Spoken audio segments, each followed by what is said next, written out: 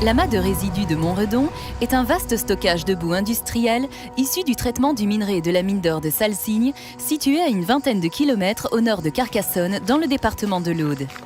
Environ 1 million de tonnes de boue chargées en polluants, dont l'arsenic et le cyanure, y sont confinées dans une alvéole étanche de 6 hectares protégée par 5 mètres d'argile compacte et contenue latéralement par de vastes digues en terre. La hauteur de digue initiale était de 20 mètres.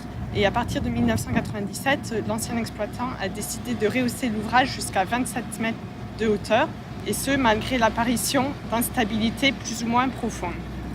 À partir de 2007, le BRGM constate la persistance des mouvements, que ce soit les mouvements profonds ou des mouvements superficiels, notamment en partie sommitale.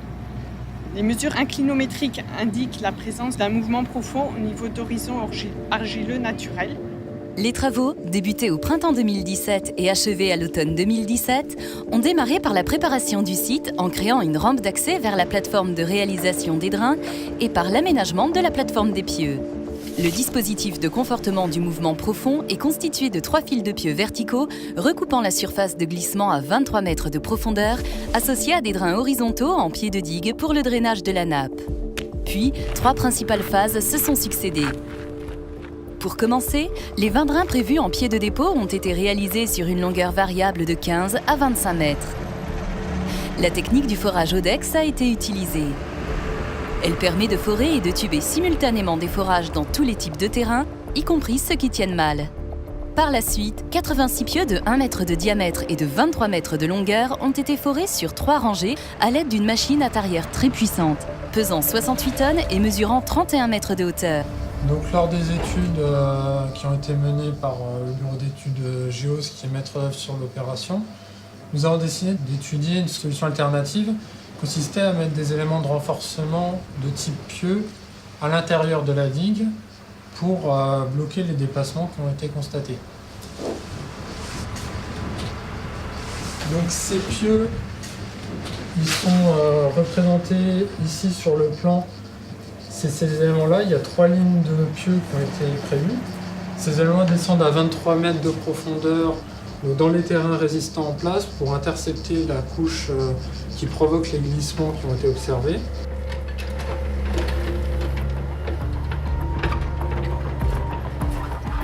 Le béton a directement été injecté dans les forages ainsi créés lors de la remontée de la tarière grâce à la présence d'un vide tubulaire traversant l'outil jusqu'à son extrémité.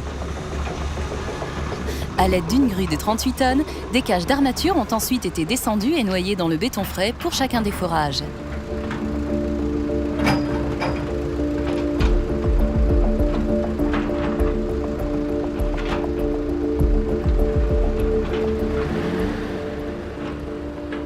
Enfin, la sécurisation de la partie supérieure du versant a été réalisée par le réemploi des matériaux argileux glissés et par l'apport de matériaux graveleux très flottants permettant de constituer un vaste merlon de confortement.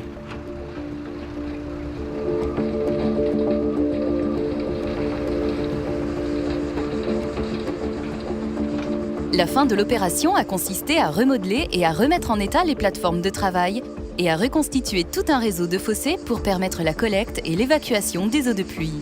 À cela s'est ajouté un ensemencement du site afin d'assurer une reprise de la végétation participant à la prévention de l'érosion superficielle.